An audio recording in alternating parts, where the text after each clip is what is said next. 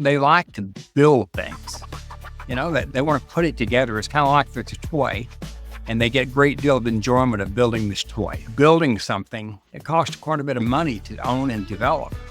You may end up losing a whole lot more money, and then you may learn a lot, but who wants to learn by stubbing their toe? When I spoke to that contractor to finish up and pay him his final payment, I demanded a letter from him saying and documenting that all the vendors had been paid. How many people would think to do that with a contractor, especially when they don't really know the contractor? Real estate is still a great opportunity to make a tremendous amount of money and build legacy. But like anything else, you have to know what you're doing, and you have to arm yourself with a team of professionals. Sonny Moyers, welcome back to Real Estate Development, Land to Legacy.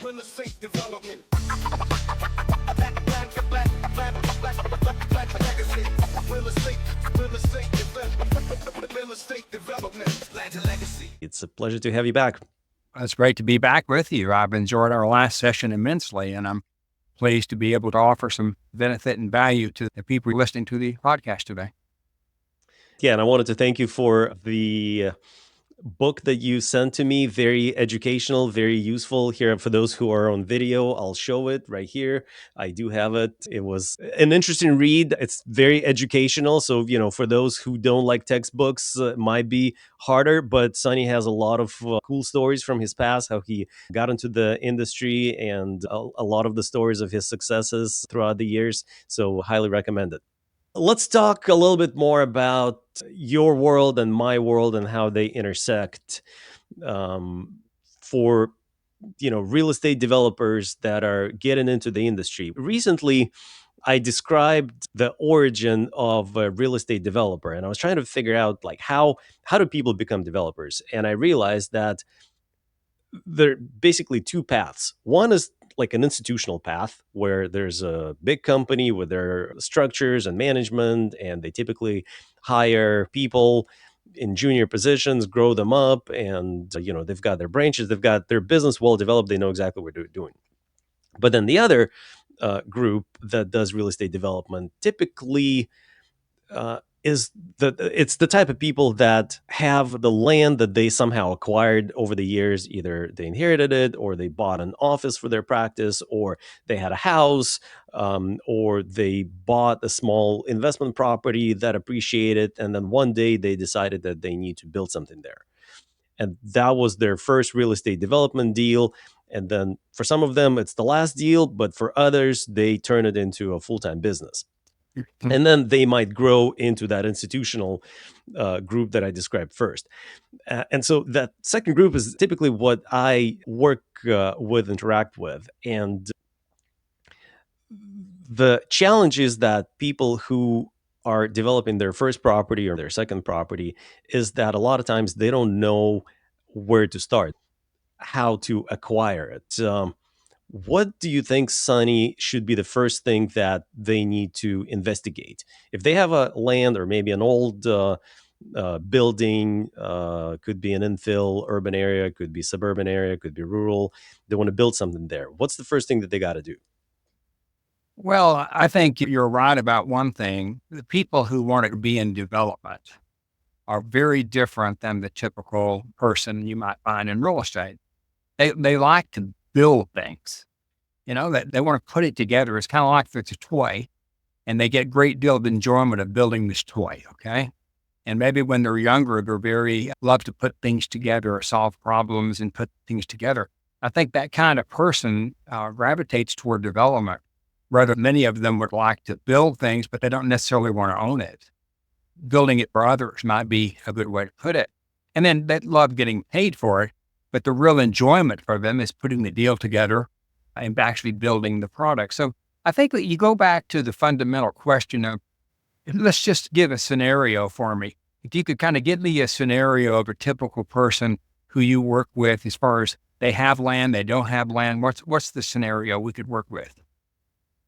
Well, for example, here's a potential project that we recently looked at where somebody owns a piece of land in the city. There's an old house. They use it as a rental.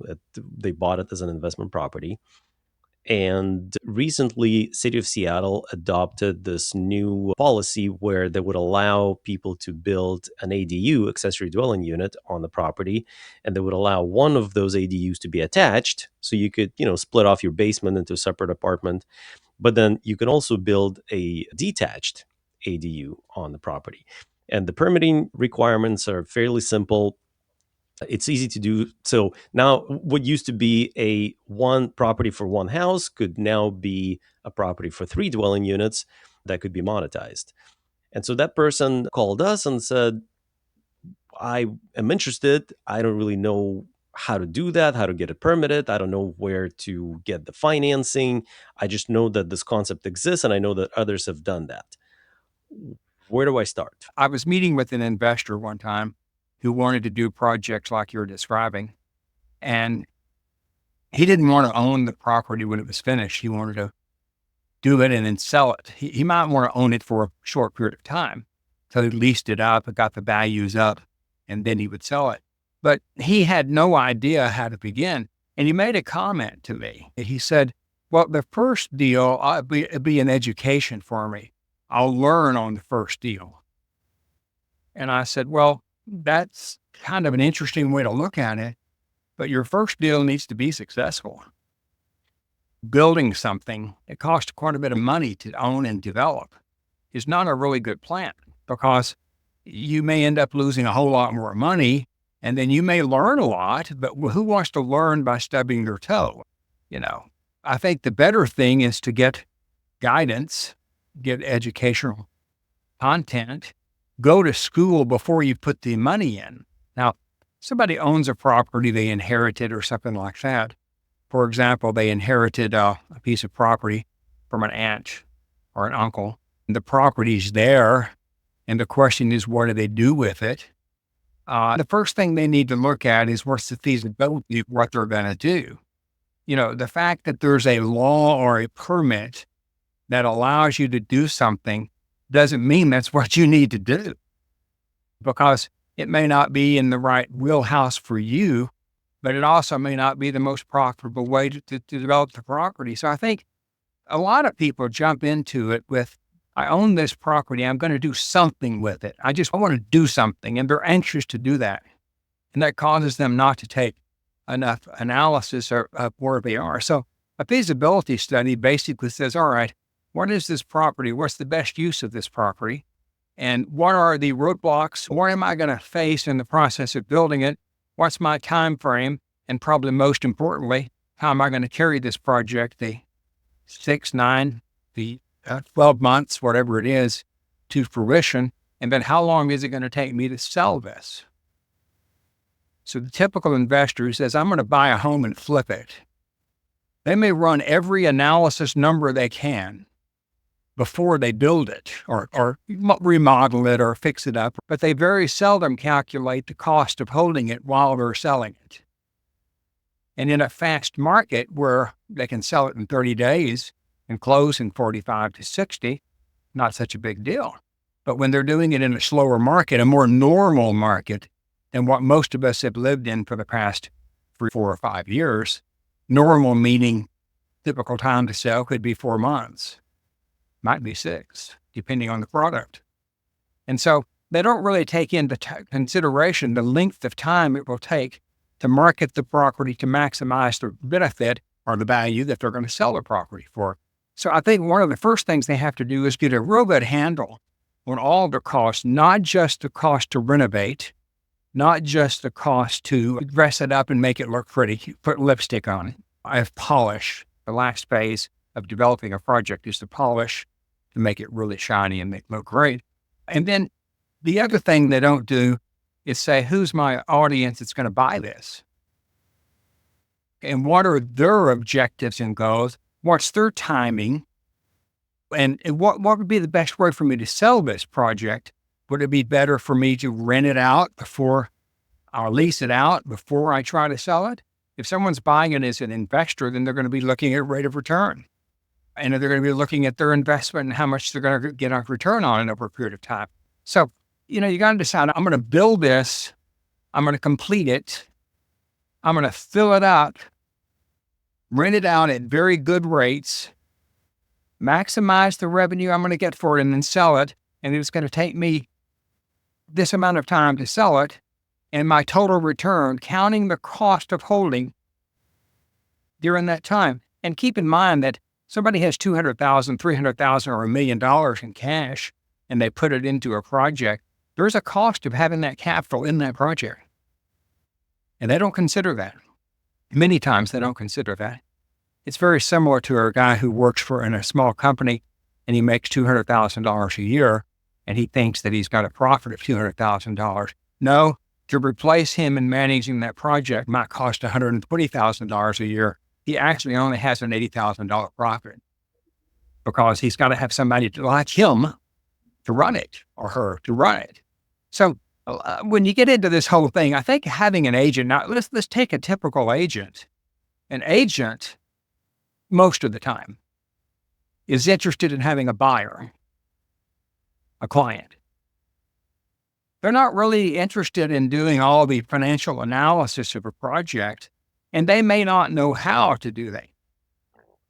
So let's take a client who is very excited about doing something. They inherited a piece of property. They want to do something and they want to do it now because we live in a world where immediate gratification is a big deal. Okay?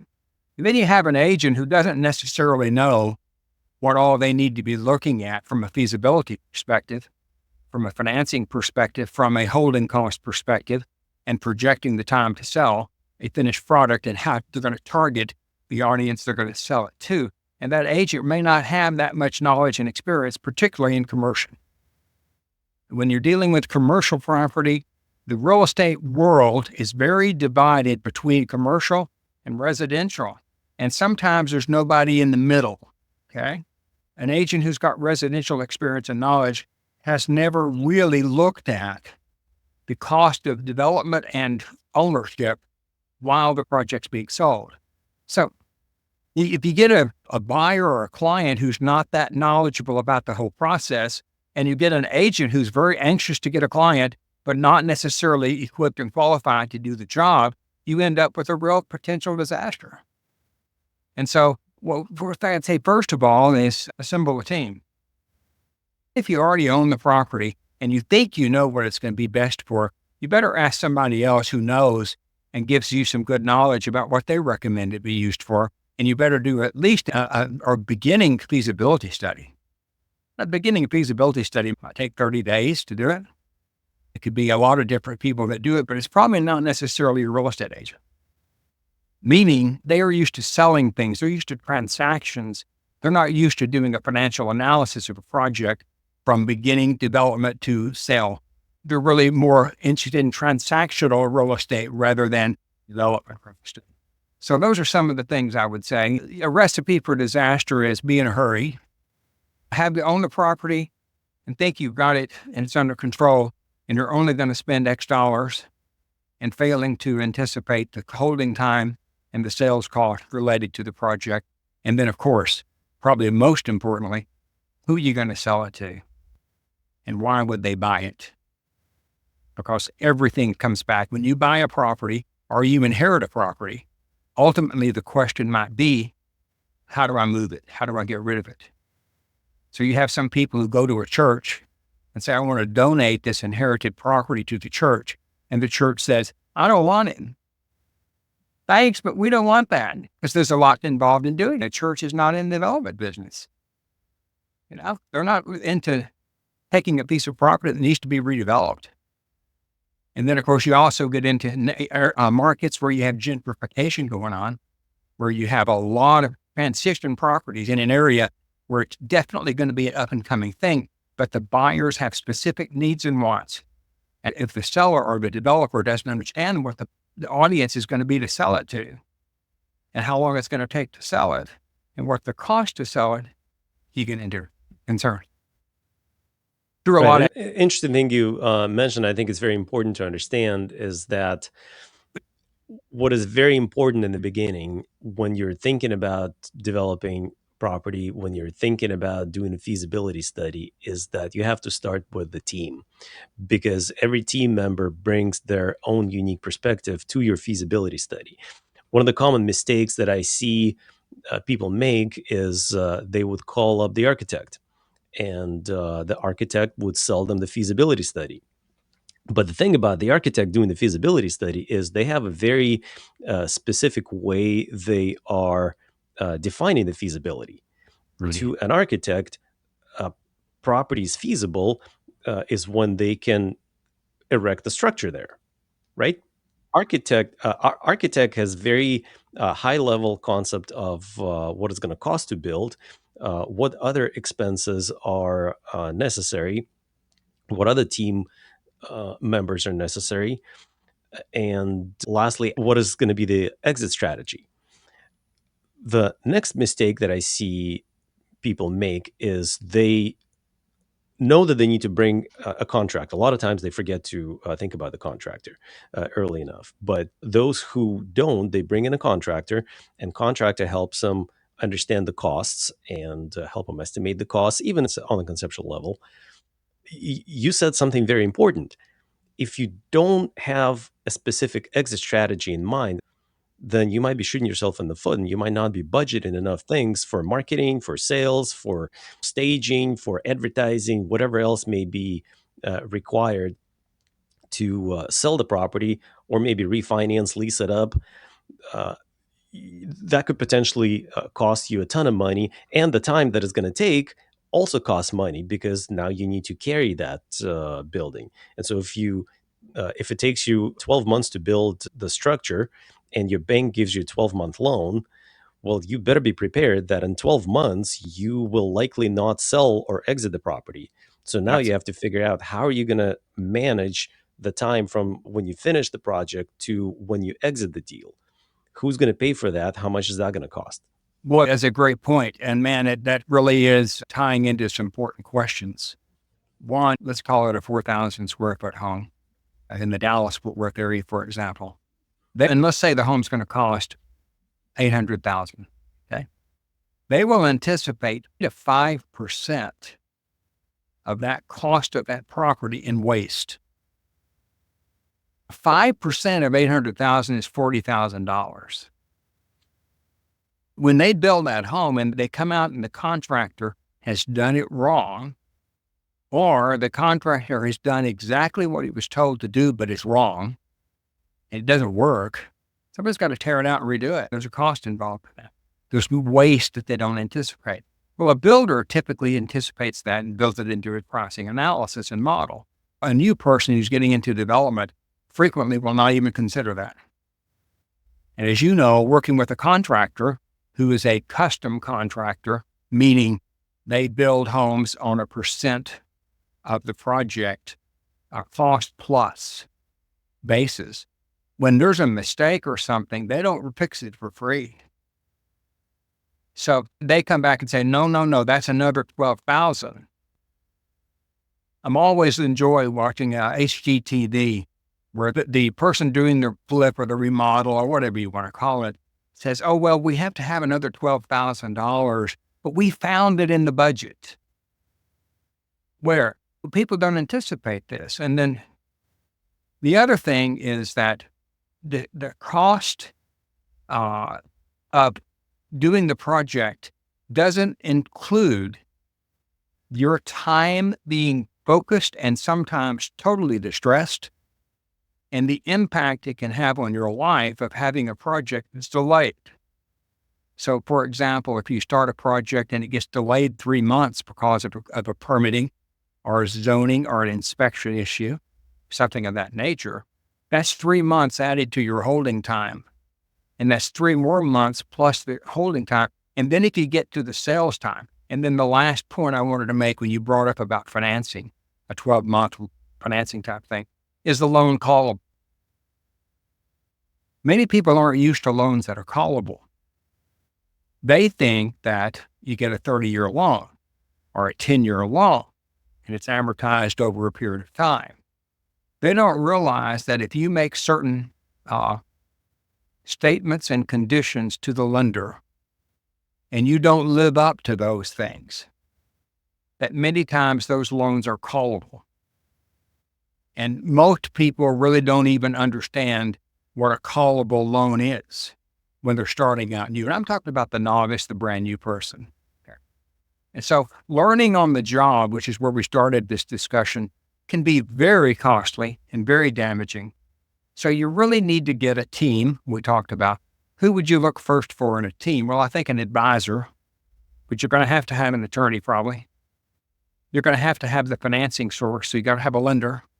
Well, maybe you don't have to have a lender. Maybe you're paying out of your pocket or cash, but most people need a lender.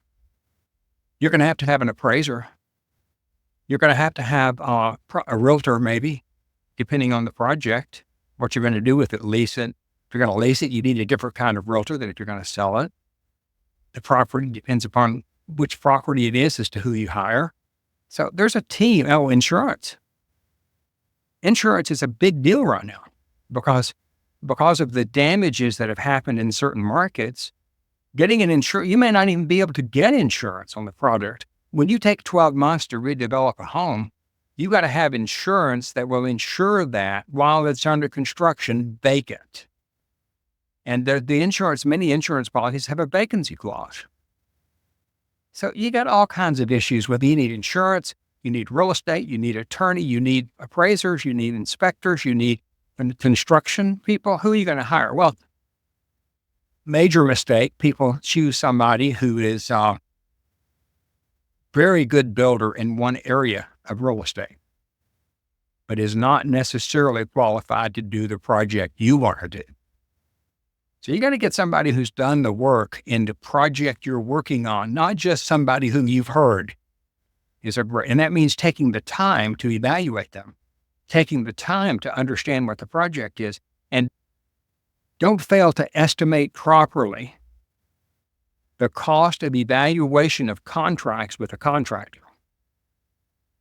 That contract needs to be very well done. Okay? I'll just give you a quick example. I was putting in a swimming pool, and my contractor removed the fence, dug the hole, and disappeared. And I called him up and I said, listen, I saw that you put the fence down, you dug the hole, and you left. He said, yeah, we got really busy doing a whole bunch of different projects, and we'll be out there as soon as we can. I said, well, that's fine because I'm not in a hurry with it. I'm going to end up getting the swim pool free if you take too long. He said, what do you mean? I said, well, in that last version, I added a clause that for every day that you don't deliver the project by this date, you're going to give me a dollar amount credit toward the contract price for a penalty for not delivering on time. He said, I signed that? I said, absolutely. Well, needless to say, he had his crew out there real quickly to build that pool because the penalty was pretty severe. Well, a client has to understand that the contract that they sign is not just something, he's a good guy. You got somebody review it who knows what they're talking about. It is complex. It requires someone who's auditing the process, making sure that everything's done properly, and that you as the developer are protected. And if you've never done this before, it's pretty expensive to learn on the job. Excellent point. And we're looking at these deals and contracts all the time. But what also is important to understand, to your example, where you put penalties, or we call them liquidated damages, penalties. Sometimes courts don't like that term. So that could be argued out. But what's important to understand is who you're signing the contract with, because a lot of contractors would sign whatever, and they do that because they have nothing to lose. If you're working with an entity that has no assets, that could disappear, and yes, you are going to win the lawsuit, but what are you going to collect? In the end, as the property owner, as the developer, you're on the hook for that loan if you took out a loan. And if you don't deliver the product, if you don't turn around and sell it, refinance it by that time, it doesn't matter if you won the lawsuit against a contractor or whoever wronged you, if you can't collect on it. So it's very important to understand what the strength of the counterparty that you're dealing with is. That just brings up a very important concept or thought, and that is that people in general who try to do something like what we're talking about have healthy egos. They believe they know. deep down in their hearts, they're confident that they know what they're doing. And it's very difficult for them to say, I better back off here a minute. I'm not sure I know everything I need to know before I commit this $300,000 to this project. Very few people get started on big projects. I'll give you a quick example. We had a hail damage here, and I had to replace my roof on my home. It's an expensive home. It's a $60,000 roof. When I spoke to that contractor to finish up and pay him his final payment, I demanded a letter from him saying and documenting that all the vendors had been paid. How many people would think to do that with a contractor, especially when they don't really know the contractor? Maybe they thought they were good, but they didn't investigate. They didn't look at the person's financial capability. Could the contractor hold up under a situation of cash flow while they're waiting to get paid from you? What happens if they can't get the labor people or the labor people that they bid? You've had contractors who show up for a job saying, I can't do it for $14,000 anymore. I need $18,000. And they're supposed to start the job that day. And suddenly you have to agree to pay $18,000 for the job you thought you were going to pay $14,000 for. All kinds of issues. So it sounds like what I'm saying to people is beware. You must understand what you're doing. And if you don't know all this stuff, you better find someone like Eugene or someone who really knows what's happening, because you could end up this deal that you thought was going to be such a sweet, easy deal.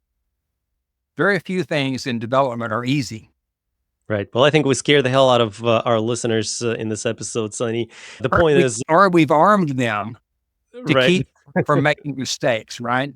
Exactly. Real estate is still a great opportunity to make a tremendous amount of money and build legacy.